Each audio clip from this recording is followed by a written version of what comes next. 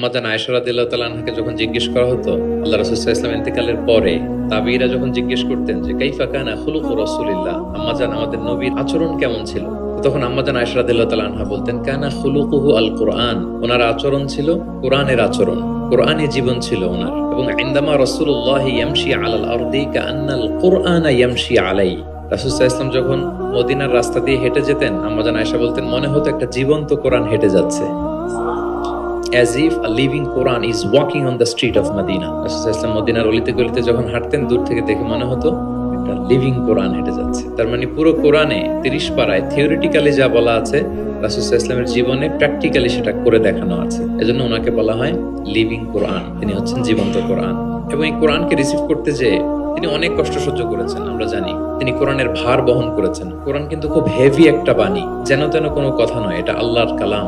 এজন্য আল্লাহ তাআলা বলছেন ইন্না সানুলকি আলাইকা কওলান সাকিলা, নবী হে আমি খুব ভারী হেভি ওয়েট বাণী আপনার কাছে নাজিল করতেছি। এটা সাধারণ বাণী না। ওটের উপর বসে থাকা অবস্থায় যখন রাসূল সাল্লাল্লাহু আলাইহি ওয়াসাল্লামের উপর কোরআন নাজিল হতো, ওট মুহূর্তের মধ্যে দাঁড়ানো থেকে বসে যেত, ভার সহ্য করতে না পেরে।